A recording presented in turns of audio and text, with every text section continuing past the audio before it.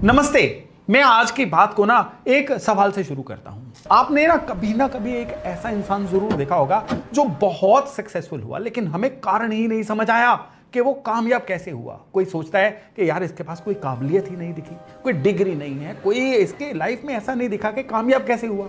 तो बात ये थी कि उस बंदे ने सही समय पे सही फैसला लिया था, सही पत्ते खेल लिए थे, और बाकी लोग अंदाजा लगाते रहे कि ये कैसे हुआ, इसको कैसे पता चल गया कि इस समय पे ये फैसला लेना है। This is Ketu.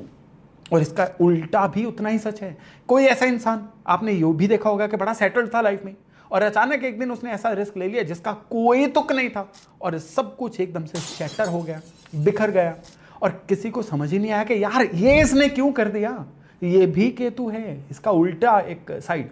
मतलब एक ही प्लैनेट है, एक तरफ वो है वो जिसकी कामयाबी कोई डिकोड नहीं कर पाता, और दूसरी तरफ तबाही की वजह नहीं मिलती।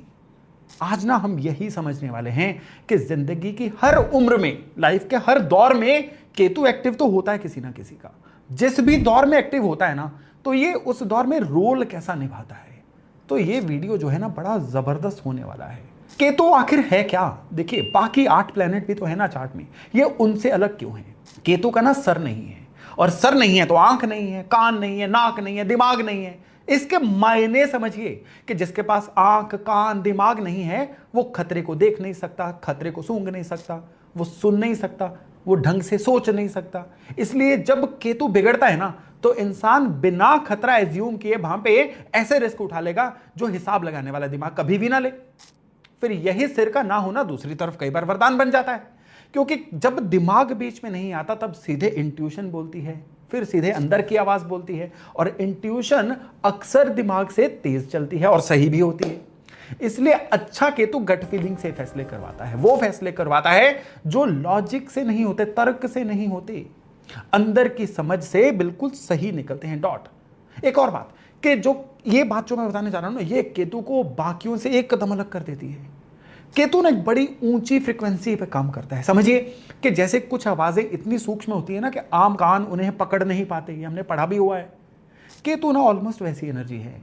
इसलिए जब वो किसी के लिए काम करता है ना केतु, तो बाहर वालों को कुछ नहीं सुनता दिखता, वह लोगों को सिर्फ नतीजा दिखाई देता है, वजह पता ही नहीं चलती। तभी केतु वाली जो कामयाबी है ना, ये डी कोड नहीं होती, बस लोग अंदाजे लगाते रह जाते हैं। अब केतु का चिन्ह क्या है, निशान क्या है केतु का?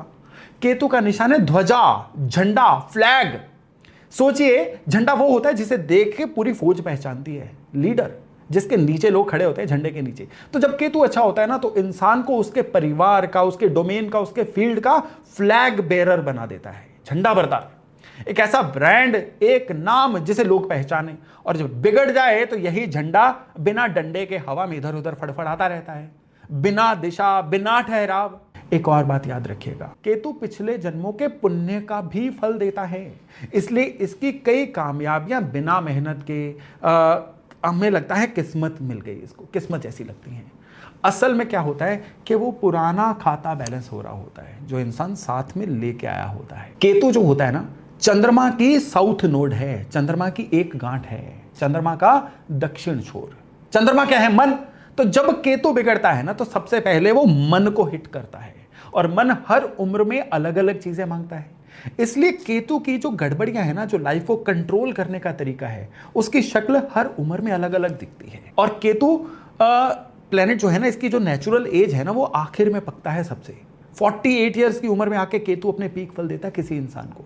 इसलिए 40 की उम्र के बाद केतु सबसे ज्यादा जोर से बोलना शुरू कर देते हैं। अब कैसे है, शुरू से शुरू करते हैं। अब हमने एक एज ग्रुप लेते हैं शुरू से, 0 से लेकर 10 साल तक का। इसमें क्या है कि इस उम्र में पहले समझिए होता क्या है। 0 से लेकर 10 साल की इंसानी उम्र तक इंसान इस दुनिया में शुरू में बड़ा बेबस सा आता है। वो ना बोल सकता है, ना समझ सकता है, सिर्फ बच्चा महसूस ही तो करता है। इन्हीं सालों में उसकी पूरी फाउंडेशन, बुनियाद बन रही होती है, शरीर की बुनियाद बन रही होती है, इम्यूनिटी की बुनियाद बन रही होती है, ईटिंग हैबिट्स, और सबसे बढ़ के उसका भरोसा।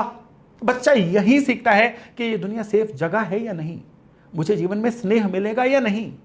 वो कोई आर्गू नहीं करता, वो सिर्फ माहौल को एब्जॉर्ब करता है, घर की वामथ को, मां की गोद को, बोली को, संस्कार को, सब बिना फिल्टर हुए उसके अंदर जाता है। ये जिंदगी की जमीन तैयार होने की उम्र बनती है। जो इस मिट्टी में पड़ गया वही आगे जाके फसल बनेगी। और ये पूरी की पूरी उम्र चंद्रमा की है, माँ, गोद, दूध, सुरक्षा। क्योंकि केतु जो है चंद्रमा की साउथ नोड है ना, तो अगर केतु बिगड़ गया ना तो इस उम्र में सीधे इसी जड़ को छेड़ेगा। वो जुड़ाव नहीं बन पाता। इंसान को बचपन में दिक्कतें, कमजोर इम्यूनिटी, बार बार की वो बीमारियां जो पकड़ में ना आए, कभी स्किन की समस्याएं, माँ के पास होते हुए बच्चा माँ से थोड़ा तो कटा कटा रहता है, यानी जैसे यहां है पर पूरा यहां है ही नहीं, जोन आउट, बहुत बेचैन, एक जगह में ना ही टिकने वाला बच्चा। अगर ऐसा है तो ये उस बच्चे के केतु के खराब होने की निशानी होती है, मतलब केतु एक्टिव हो रखा है उसका। अब यही केतु जब अच्छा हो जाए तो बचपन में ही ना एक बड़ी सयानी समझ आ जाती है ऐसे बच्चों को। ऐसे बच्चे जो उम्र में थोड़े थोड़े सयाने बड़े लगते हैं, जो बिना सिखाए चीजें समझ लेते हैं, देखा ना हमने अपने आसपास, जिनकी आंखों में एक बड़ी डेप्थ होती है, ये केतु का पिछले जन्म वाला खाता है। वो बच्चा साथ में कुछ लेके आया हुआ बैगेज। ऐसे बच्चे को रटने रटाने की जरूरत नहीं है, बस उसको एक हल्की सी सही दिशा देने की जरूरत है। तो मां बाप के लिए इस उम्र का एक ही फॉर्मूला है कि बच्चा अगर कटा कटा अलग थलग लगे तो जोर मत लगाइए, कंट्रोल करने की कोशिश मत करिए, डांटिए मत, उसे जोड़िए, उसे माहौल दीजिए, उसे गोद दीजिए, सिक्योरिटी दीजिए। अगर आपको एक्स्ट्रा ऑर्डिनरी समझदार लगा है तो उसकी इंट्यूशन को दबाइए मत, उसको संवारिए। ये होता है केतु इस एज ग्रुप में। फिर आगे बढ़ते हैं 10 से 20 साल का एज ग्रुप। इस उम्र में क्या होता है ये भी समझ लीजिए। अब इस उम्र में बचपन खत्म हो गया, टीन एज आ गई, जवान होना शुरू हो गए, दुनिया अचानक बड़ी हो जाती है, पढ़ाई थोड़ी सीरियस हो जाती है, पहली बार दोस्त परिवार से ज्यादा मायने रखने शुरू हो जाते हैं, कंपटीशन और कंपैरिजन घुस आता है जीवन में, बॉडी भी चेंज हो रही होती है, कोई ना कोई अट्रैक्शन भी जगती है, और सबसे पहले भीतर सवाल उठने लगता है, हु एम आई, मैं कौन हूं, मुझे जीवन में बनना क्या है। इस उम्र में आत्मविश्वास भी सबसे ऊंचा और इवन कंफ्यूजन भी सबसे ज्यादा डीप होनी शुरू हो जाती है। छोटी छोटी बात पे आसमान सर पे उठाना, छोटी छोटी बात पे चीजें फिनिश करने का सोचना, पहचान बनने की और बड़ी इमोशनल टर्बुलेंस की उम्र होती है ये। यहां पे दिमाग का हीरो इस समय पे बुध होता है, लॉजिकल, और 16 साल पर बृहस्पति भी दिशा देनी शुरू कर देता है, बृहस्पति एक्टिव हो जाता है। इस उम्र में मन बड़ा नाजुक होता है और केतु यहां पे बिगड़ जाए ना तो मन पे सबसे ज्यादा चोट करता है। अब बच्चा ऐसे एज में क्लास में बैठा है पर क्लास में मौजूद ही नहीं है, सुन रहा है समझ ही नहीं पा रहे हैं, आंखें खुली है ध्यान कहीं और है उसका, बेचैनी, एक जगह पे टिक ना पाना, रेस्टलेसनेस, एक चीज शुरू कर दी बाद में बीच में छोड़ दी। आज जिसे लोग ध्यान की कमी, रेस्टलेसनेस, ADHD बोलते हैं ना, उसके पीछे असल में बिगड़ा हुआ केतु ही होता है, ये पक्का याद रखिएगा। और केतु जब इसी एज ग्रुप में अच्छा हो जाए तो क्या बनता है, फिर क्या होता है कि ऐसा बच्चा शुरू से ही अपनी लाइफ में बहुत ज्यादा स्टूडियस हो जाता है। बच्चे का मानना आम जो पढ़ाई है ना उसमें नहीं लगेगा, ये भी भूल जाइए अच्छा केतु होने पे, किसी एक चीज में वो ऐसा उतरेगा कि उस फील्ड का मास्टर बन जाएगा। कोई एक सब्जेक्ट, कोडिंग, कैलकुलेशन, कोई एक आर्ट, आपने इंडियन आइडल में देखा होगा ना, छोटे छोटे बच्चे जो गाते हैं ये हैं, ऐसी पकड़ जो रटने समझने से नहीं अंदर की समझ से आएगी। ये बच्चे आने वाले समय के फ्लैग बेरर बनेंगे, ये अपने फील्ड का नाम बनाने वाले बच्चे होते हैं। फर्क सिर्फ इतना है कि बिगड़ा केतु भटकाएगा, अच्छा केतु एक ही जगह पे इमर्स कर देगा, डुबो देगा किसी एक चीज में। तो मैं पेरेंट्स से कहूंगा कि बच्चे को हर सब्जेक्ट में टॉप करवाने की जिद को छोड़ दीजिए और ध्यान से देखिए कि उसका मन टिक कहां पे रहा है। हो सकता है कि केतु वहीं पे उसका झंडा गाड़ने की तैयारी कर रहा हो। अब फिर और एज ग्रुप है, ये है 20 से 30 साल का एज ग्रुप। अब ये जो जीवन का दशक है इसकी पहले एक रियलिटी, इसकी हकीकत जान लीजिए। यही जिंदगी पहली बार चेहरे पर एक कस के थप्पड़ की तरह पड़ती है। पढ़ाई खत्म हो गई, अब अचानक सर पे जिम्मेदारियां शुरू, पहली नौकरी, पहला व्यापार, पहला काम, पैसा कमाना, अपने पैरों पे खड़े होना, हीट का सामना करना, घर का, समाज का प्रेशर शुरू कि यार अब सेटल हो जाओ, शादी कर लो। और सबसे बड़ी बात कि पहली बार जिंदगी के बड़े फैसले अपने हाथ में आते हैं और बिना किसी सिक्योरिटी सिस्टम के, हेजिंग के बिना। एनर्जी पूरी भरपूर है पर एक्सपीरियंस है ही नहीं, और जल्दी सब कुछ पा लेने की एक तड़प, एक भूख हो जाती है। ये वो उम्र है जहां पे एक गलत फैसला जिंदगी को सालों भटका देता है और एक सही फैसला जिंदगी बना भी देता है। और यहीं केतु का वो जो बिना सर वाला स्वभाव है ना, ये सबसे साफ साफ खुलता है। याद है, केतु खतरा भांप नहीं सकता। क्यों? क्योंकि देखने, सुनने, सोचने के साधन ही नहीं है इसके पास। तो बिगड़ा केतु इस उम्र में बिना कैलकुलेशन के रिस्क उठवाता है। अच्छी भली नौकरी अचानक छोड़ देना, बिना तैयारी के किसी काम में कूद पड़ना, किसी रिश्ते या फैसले में सर के बल गिरना, और फिर बाद में सोचना कि यार मैंने सोचा क्यों नहीं। फिर साथ में मन की बेचैनी, कहीं टिक ना पाना, बार बार रास्ता बदलना, अचानक कोई दूर का शहर या देश या एक ऐसी जगह पे उखड़ के, अपनी जड़ों को उखाड़ के चले जाना जो कोई रेलेवेंट ही नहीं था। पर टर्न द टेबल, यही जो है ना हेडलेस होना, जब केतु अच्छा हो तो वरदान भी बन जाएगा। दिमाग बीच में नहीं आएगा, अब सीधे दिल बोलेगा, गट फीलिंग बोलेगी, इंट्यूशन बोलेगी। ऐसे लोग वो रास्ता चुनेंगे जो किसी फॉर्मूले में फिट नहीं बैठता, जिसके देख के घर वालों ने, लोगों ने कहा भाई ये क्या कर रहा है, और 5 साल बाद वही फैसला सबसे सही निकलेगा। फिर यही लोग बोलेंगे हमने तो पहले ही बोला था ये करेगा। तो केतु की कामयाबी का राज ये है कि ये दिखती नहीं, समझ नहीं आती, स्टक बस हो जाती है स्विफ्टली। तो इस उम्र की सबसे बड़ी कला एक ही है, इंट्यूशन और बेचैनी में फर्क पहचान लो। अगर मन शांत है, भीतर से किसी भी दिशा की तरफ एक अट्रैक्शन, खिंचाव है ना, तो वो इंट्यूशन है, उस पे भरोसा करो। लेकिन अगर मन उखड़ा हुआ है, बेचैन है, बस कुछ भी करके यहां से भाग लूं वाला है ना, तो रुक जाओ, थम जाओ, ये इंट्यूशन नहीं है, ये केतु बिगड़ रहा है। मेरे शब्दों को रिवाइंड करके ध्यान से सुनिएगा। दोनों एक जैसे लगते हैं, पर एक राजा बनाता है और दूसरा बर्बाद कर देता है। आगे बढ़े, अब आता है 30 से 40 साल का एज ग्रुप। अब इस एज ग्रुप में आम तौर पे क्या होता है, अब जिंदगी से ये उम्मीद की जाती है कि अब सेटल हो जाए जिंदगी, हम कहीं पे जम जाएं। शादी हो चुकी है या हो रही है, बच्चे आ रहे हैं, घर है, गाड़ी है, करियर में ठहराव, सोसाइटी में एक पोजीशन, और जिम्मेदारियां चारों तरफ से एक साथ। अब माँ बाप थोड़े बूढ़े हो रहे हैं, बच्चे अभी छोटे हैं, बीच में फंस के रह गए, काम का बोझ ऊपर से है, और साथ में पीयर प्रेशर, तुलना अपने चरम पे है। फलाने ने ये कर लिया, फलाने का घर बन गया, मैं कहाँ खड़ा हूँ। ये बनाने का, ये जमाने का, और सबसे ज्यादा बोझ ढोने वाला डिकेड है जिंदगी का, जहां आदमी बाहर से मजबूत दिखता है या दिखना चाहता है, पर अंदर से बड़ी थकावट या घबराहट हावी हो रही होती है। ये वो उम्र है जब केतु का जो फ्लैग बेरर वाला रूप है ना, झंडे वाला, ये खुल के सामने आता है। जब केतु अच्छा हो तो इसी डिकेड में इंसान अपने परिवार का, अपने काम का एक फ्लैग बेरर बन जाता है। वो नाम जिसे बाकी लोग पहचाने जाएं, एक ब्रांड, उसके फैसले फील्ड में, डोमेन में मिसाल बन जाते हैं। लोग हैरान होते हैं कि यार इसने इतना कैसे कर लिया। ये केतु की हायर फ्रीक्वेंसी है, जो बाहर नहीं दिखती पर नतीजों में एकदम से ग्लिटर करती है, चमक के सामने आती है। पर यही केतु अगर बिगड़ा हो तो सबसे पहले घर का इमोशनल वातावरण सूख जाता है, बेड़ा गर्क। क्यों? क्योंकि मन को केतु ही तो छूता है। पति पत्नी में बात तो होती है पर दिल के तार नहीं जुड़े, साथ रहते हुए भी बड़ी आपस में दूरी। संतान को लेके भी करीबन ऐसा ही पैटर्न दिखता है। और ये मैं ना बड़ी रिस्पॉन्सिबिलिटी से आपको कह रहा हूं कि अकेले केतु से आप ये तय नहीं कर सकते कि कभी बच्चा नहीं होगा, क्योंकि खास तौर पे जो संतान कारक बृहस्पति हैं, 5th हाउस मजबूत है ना, तो केतु के खराब होने पे देरी होगी लेकिन संतान जरूर होती है, राइट। लेकिन जहां सचमुच गहरी अड़चन हो, वहां पे आप एक चीज याद रखिएगा, इस एज ग्रुप में केतु के खराब होने पे संतान प्राप्ति में बाधा बहुत बड़ा कारण बन जाती है इस केतु की वजह से। और इस उम्र का सबसे बड़ा जाल है कंपैरिजन। जैसा मैंने अभी बताया था ना, फलाने का घर बन गया, मेरा कब बनेगा। ये जो दौड़ है ना, ये बिगड़े केतु को और भड़काती है। और मजे की बात कि अच्छा केतु इसी तुलना को काट देता है। और जिस दिन इंसान खुद को दूसरों से नापना बंद कर देता है ना, उस दिन वो असली अपने काम में एक हाइट को छूना शुरू कर देता है, यानी अलूफ होना, किसी से कोई कंपैरिजन नहीं, राइट। तो ये है इस दौर की केतु की सच्चाई। अब हम उम्र में आगे बढ़ते हैं, 40 से 50 साल की उम्र। इस उम्र की सच्चाई थोड़ी अलग है। यहां जिंदगी का बीचों बीच वाला मोड़ है, जहां पहली बार मन पूरा हिसाब मांगना शुरू कर देता है। इतनी मेहनत कर ली जिंदगी में, आखिर मैं पहुंचा कहां हूं।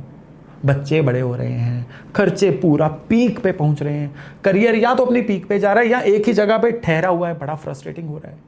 और सेहत भी अब खराबी की तरफ दस्तक देने शुरू हो गई है। ये वो उम्र है जब आदमी रुक के पूछता है कि ये सब मैं कर किस लिए रहा हूं। एम्बिशन और थकावट दोनों इस समय में एक साथ चल रही होती हैं। ये वो 10 साल हैं जिसका मैं कहता हूं कि पूरे वीडियो का ना मैं क्रक्स दे रहा हूं इसमें, क्योंकि केतु ना 48 में मैंने बोला था ना पकता है। अब केतु यहां पे अपने पूरे उफान पे है। अच्छा हो तो बहुत अच्छा, बुरा हो तो 100% बहुत बुरा। यहां केतु बीच वाले रिजल्ट नहीं देगा। अगर केतु अच्छा है तो ये जिंदगी का बड़ा स्वर्णिम दौर है, और वो डी कोड ना होने वाली कामयाबी जिसकी मैंने शुरू में बात की थी ना, ये अपने चरम पे यहीं पे आती है। यहां इंसान ऐसे फैसले लेता है जो दूसरों को बड़े रद्दी से, बड़े रिस्की से लगते हैं पर सही निकलते हैं। इंसान ऐसे मौके पकड़ता है जो किसी और को दिख ही नहीं रहे होते। लोग खड़े होके कह रहे होते हैं यार पता नहीं ये क्या क्या ही देख रहा है। अब पिछले जन्म का पुण्य कर्म भी इसको फल देना शुरू हो चुका होता है। ये वो उम्र है जो इंसान को अपने फील्ड का एक एस्टैब्लिश नाम, अपने फील्ड का एक एस्टैब्लिश ब्रांड तक बना देती है। लेकिन अगर केतु यहां पे बिगड़ा है ना, तो यहीं ये लोग ना मेरे पास कंसल्टेशन के लिए सबसे ज़्यादा आते हैं कि सुकून नहीं है ज़िंदगी में, सेटलमेंट ही नहीं हुई, क्या करेंगे, आगे बच्चों का भी सोच रहे हैं, घबराहट होती है। तो केतु यहाँ पे ना डिप्रेशन भी दे रहा होता है, क्योंकि केतु मन को छूता है ना, तो कमी पैसे में तो आती है, मन में सबसे पहले आती है। इस उम्र में फिर केतु खराब होने पे पैसा टिकने का एहसास नहीं देता। कामयाबी जो भी मिल रही होती है वो इंसान को सेटिस्फेक्शन नहीं होती। इतना रेस्टलेस हो जाता है इंसान के बिना सोचे समझे कई बार नौकरी छोड़ के किसी का व्यापार में या बड़ी स्विचिंग की तरफ रिस्क ले लेता है। केतु जो है ना खतरा भांप नहीं सकता, इसलिए इस उम्र की धुंध में लिया गया रिस्क कई बार सबसे महंगा पड़ता है अगर उसमें अनकैलकुलेटेड रिस्क हो। मन की बेचैनी को इंट्यूशन समझना यहां पे केतु सबसे ज्यादा गड़बड़ करवाता है, राइट। अब जाते जाते एक और दौर की बात करते हैं। नॉर्मली जिंदगी के सारे दौर जो है यहां तक खत्म हो जाते हैं, क्योंकि उसके बाद सैचुरेशन आती है। फिर भी 50 से 60 साल ये जो एज ग्रुप है ना, इसमें क्या है, एक तरह से ना इनिंग सिमटना शुरू हो जाती है। बच्चों की शादी, बच्चों की सेटलमेंट की चिंता, रिटायरमेंट सामने दिख रही होती है, सेहत की कोई ना कोई और दिक्कतें, ट्रेसेस उभरनी शुरू हो जाती हैं। अब शरीर पहले जैसा साथ नहीं दे रहा है। अब समाज कहीं ना कहीं आपको अंकल जी वाली या बुजुर्गों वाली कुर्सी पे बिठा देता है, पर भीतर एक अंदर से बड़ी इच्छा शक्ति भी जगती है कि यार कुछ बड़ा, कुछ तो मीनिंगफुल कर जाऊं, जिंदगी बीत रही है, जिससे कुछ तो याद रहे किसी को। एक तरफ चीजें समेटने का प्रेशर, दूसरी तरफ अभी और कुछ कर गुजरने की बड़ी आग है। ये जो खींचातानी है ना, ये इस उम्र की पहचान है, और इसी मोड़ पे केतु अपने सबसे मैच्योर रूप में होता है। अच्छा केतु इस उम्र में इंसान को वो बना देता है जो भीड़ कभी नहीं बन पाती, जनरली लोग नहीं बन पाते। एक मेंटर, एक गाइड, एक मार्गदर्शक, ऐसा उस्ताद, ऐसा गुरु, ऐसा नाम जिसके पास ना लोग जवाब ढूंढने आते हैं, दुनिया की दौड़ से अलूफ, कटा हुआ। अब ये इंसान अब वो देख पाता है जो नॉर्मली दौड़ने वाले लोग नहीं देख पाते। देव दृष्टि, उसकी इंट्यूशन अब अनुभव से मिलके एक ज्ञान बनती है। अब झंडा गड़ चुका है पूरी तरह से, परिवार में, समाज में, अपने फील्ड में। बहुत से लोग अपनी सबसे अनोखी पहचान जो है ना इस उम्र में पाते हैं। पर केतु अगर बिगड़ा हुआ हो तो इस उम्र में शरीर और मन दोनों पे धावा बोल देगा, क्योंकि केतु कट का, सर्जरी का या अचानक होने वाली घटनाओं का भी कारक है। तो हेल्थ में अचानक बूम कुछ ना कुछ सामने आ सकता है। और साफ बात बोलूं कि जहां शरीर की बात हो ना, वहां एस्ट्रोलॉजी से पहले आप डॉक्टर से कंसल्ट जरूर करिएगा। लेकिन क्योंकि केतु की बात हो रही है ना, तो केतु ना यहां पे क्या करेगा, रेस्टलेसनेस, नींद की कमी, उसकी वजह से बॉडी का रिकवर ना करना, आइसोलेशन की कमी, डिप्रेशन जैसी चीजें भी ला सकता है।